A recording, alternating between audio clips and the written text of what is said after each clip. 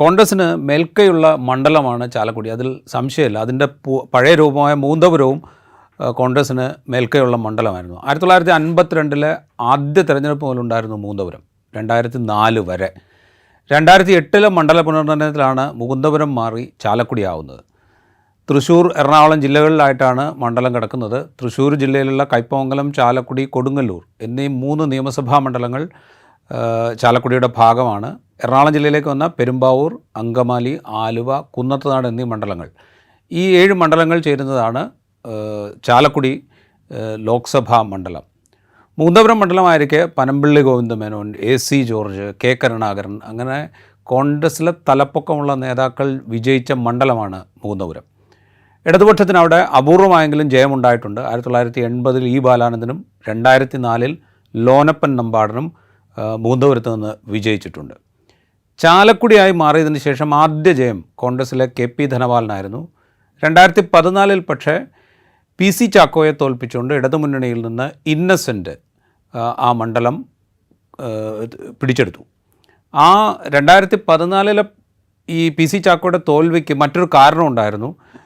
PC ചാക്കോയും KP ധനപാലനായിരുന്നു ചാലക്കുടിയിലെ sitting MP, PC Chacko തൃശ്ശൂരിലെ sitting MP. ഇവർ രണ്ടുപേരും പരസ്പരം മണ്ഡലം മാറി. അത് PC ചാക്കോയുടെ താല്പര്യമനുസരിച്ചാണ് മണ്ഡലം മാറുന്നത്. ചാലക്കുടിയിലേക്ക് ചാക്കോ മാറുന്നത്, ധനപാലൻ തൃശ്ശൂരേക്ക് വരുന്നത്. ഫലം 2 സീറ്റിലും കോൺഗ്രസ്സിന് പരാജയമായിരുന്നു. അതുകൊണ്ടുകൂടിയാണ് 2014 ഇന്നസെൻറ്റിനെ അവിടെ നിന്ന് വിജയിച്ച് കയറാനായത്. 2019 ഇന്നസെൻറ്റിനെ തോൽപ്പിച്ച് കോൺഗ്രസ്സിലെ ബെന്നി ബെഹനാൻ വിജയിച്ചു. വലിയ ഭൂരിപക്ഷത്തിനാണ് ബെന്നി ബെഹനാൻ ചാലക്കുടിയിൽ നിന്ന് വിജയിച്ച് കയറുന്നത്. ഉറപ്പിച്ച് പറയാൻ പറ്റില്ല കോൺഗ്രസ്സിന് ഒരു അപ്പർ ഹാൻഡുള്ള മണ്ഡലമാണ് ചാലക്കുടി എന്ന്. തീർച്ചയായിട്ടും കോൺഗ്രസിന് എല്ലാ കാലത്തും അപ്പർ ഹാൻഡായിട്ടുള്ള കോൺഗ്രസിന്റെ പ്രമുഖ നേതാക്കളെ സുരക്ഷിത മണ്ഡലമെന്ന നിലയിൽ പരിഗണിച്ച് മത്സരിപ്പിക്കാൻ തെരഞ്ഞെടുത്ത സ്ഥലമായിരുന്നു ഈ ചാലക്കുടിയുടെ പൂർവ്വരൂപമായിട്ടുള്ള മുകുന്ദപുരം നിയോജകമണ്ഡലം. അവിടെ താങ്കൾ സൂചിപ്പിച്ച പോലെ തന്നെ പനമ്പിള്ളി ഗോവിന്ദമേനോൻ, അതുപോലെ തന്നെ AC ജോർജ് പലവട്ടം അവിടെ നിന്ന് വിജയിച്ചു, പലവട്ടം കേന്ദ്രമന്ത്രിയായി. അദ്ദേഹത്തിന്റെ പേരിലായിരുന്നു മുകുന്ദപുരം അറിയപ്പെട്ടെന്ന് പോലും. പിന്നീട് K കരുണാകരനോട് അവിടെ മത്സരിച്ച് ജയിച്ചു. അങ്ങനെ നോക്കുമ്പോൾ മുകുന്ദപുരം കോൺഗ്രസിന്റെ ഒരു നല്ല സുരക്ഷിത മണ്ഡലം എന്ന നിലയിൽ പണ്ടേ സൂചിതമാണ്. അക്കാര്യത്തിൽ സംശയമില്ല. പക്ഷേ 2008 മണ്ഡല പുനർനിർണയത്തിന് ശേഷം അത്രത്തോളം ഒരു സുരക്ഷിതത്വം ചാലക്കുടിക്ക് ഉണ്ടോ എന്ന് ചോദിച്ചാൽ ഇല്ല എന്ന് പറയേണ്ടി വരും. അത്രത്തോളം സുരക്ഷിതത്വം ആ മുൻകാലത്തുണ്ടായിരുന്ന സുരക്ഷിതത്വം എങ്കിലും കോൺഗ്രസിന്റെ ഒരു സുരക്ഷിത മണ്ഡലം തന്നെയാണ്. അതിന് കാരണം നമുക്ക് വേണമെങ്കിൽ എടുക്കാം. ഇപ്പോൾ കേരളത്തിലെ എത്ര ലോക്സഭാ മണ്ഡലങ്ങളിൽ അതിനുള്ളിൽപ്പെട്ട നിയമസഭാ മണ്ഡലങ്ങളിൽ ഭൂരിപക്ഷവും UDFന്റെ കൈവശമുണ്ട്.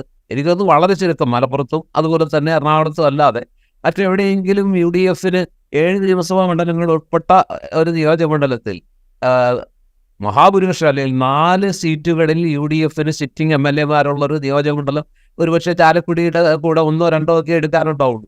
അപ്പോൾ അത് നോക്കുമ്പോൾ ചാലക്കുടിയിൽ താങ്കൾ നേരത്തെ ആദ്യം പറഞ്ഞ അതിൻ്റെ ഒരു സ്റ്റാറ്റിസ്റ്റിക്സ് വെച്ച് തന്നെ നമുക്കറിയാം ചാലക്കുടിയിൽപ്പെട്ട ചാലക്കുടി മണ്ഡലത്തിലും അതുപോലെ തന്നെ അങ്കമാലി, ആലുവ, കുന്നത്തുനാട്, പെരുമ്പാവൂർ. അതിൽ കുന്നത്തുനാടില്ല. പെരുമ്പാവൂരും അങ്കമാലിയും ആലുവയും UDF മണ്ഡലങ്ങളാണ്. അപ്പം മൊത്തം 4.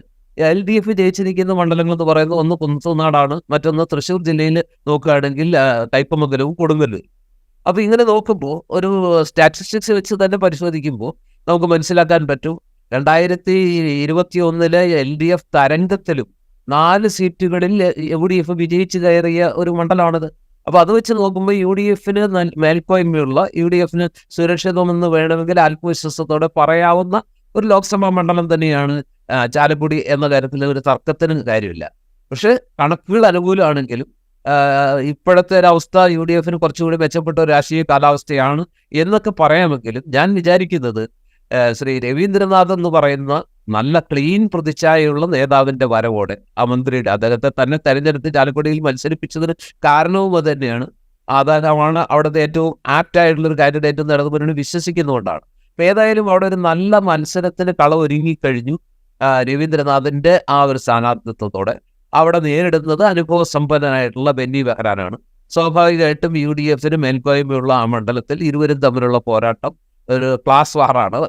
നിലവാരമുള്ള നല്ലൊരു മത്സരമാണ് അവിടെ നടക്കുന്നത്. മറ്റു വിഷയങ്ങൾക്ക് അപ്പുറത്ത് ഒരു രാഷ്ട്രീയ വ്യക്തിത്വം, ഒരു അക്കാദമിക് വ്യക്തിത്വം, അതുപോലെ തന്നെ ഒരു ക്ലീൻ പ്രതിച്ഛായയും അതുപോലെ തന്നെ KSU സംസ്ഥാന പ്രസിഡന്റ് തുടങ്ങി UDF-ൽ വഹിക്കാവുന്ന എല്ലാ സ്ഥാനങ്ങളും വഹിച്ചിട്ടുള്ള അഖിലേന്ത്യാ തലത്തിൽ തന്നെ കോൺഗ്രസ് പരിഗണിക്കുന്ന ഒരു വലിയ നേതാവ് എന്നുള്ള നിലയ്ക്ക് ബെന്നി ബെഹനാനും രവീന്ദ്രനാഥും തമ്മിലുള്ള മത്സരത്തിൽ തീ പാറും. അത് നല്ലൊരു മത്സരം തന്നെയായിട്ടാണ് മാറിയിരിക്കുന്നത്. ഇപ്പം തന്നെ ഉറപ്പിച്ച് ആര് ജയിക്കുമെന്ന് പറയാൻ പറ്റാത്ത ഒരു അവസ്ഥയിലേക്ക് കാര്യങ്ങൾ എത്തിയിട്ടുണ്ട്. എങ്കിലും കുറച്ചുകൂടി ഞാനിപ്പോൾ വിചാരിക്കുന്നു, എറണാകുളം പോലുള്ള UDF-ന് ആഴത്തിൽ വേരുകളുള്ള ഒരു മണ്ഡലം, അവിടുത്തെ രാഷ്ട്രീയ കാലാവസ്ഥയും UDF-ന് അനുകൂലമാണ്, മറ്റു ഘടകങ്ങളും അനുകൂലമാണ്. ഒരുപക്ഷെ തൃശ്ശൂരിലെ 2 മണ്ഡലങ്ങളിൽ രവീന്ദ്രൻ മാഷക്ക് നല്ല ഭൂരിപക്ഷം കിട്ടിയേക്കാം. കയ്പമംഗലവും കൊടുങ്ങല്ലൂരും ഇടതുപക്ഷത്തിന് സുരക്ഷിത മണ്ഡലങ്ങളാണ്. പക്ഷേ ചാലക്കുടി ഇരുകൂട്ടരെയും മാറി മാറി സ്വീകരിച്ചിട്ടുള്ള ഇപ്പോൾ സിറ്റിംഗ് MLA ആണ് ചാലക്കുടിയിൽ. അതുപോലെ തന്നെ അങ്കമാലിയും പെരുമ്പാവൂരും അതുപോലെ ആലുവയും ഒക്കെ UDF-ന്റെ വളരെ കരുത്ത നല്ല ഭൂരിപക്ഷത്തിൽ ജയിക്കുന്ന മണ്ഡലങ്ങളാണ്. അതുകൊണ്ട് തന്നെ ഒരു തീപാറുന്ന പോരാട്ട വേദിയായിട്ട് തന്നെയാണ് ചാലക്കുടിയെ നമുക്ക് കാണാൻ കഴിയുക. ആർക്കും ഈസി വാക്ക് ഓവറൊന്നുമില്ല.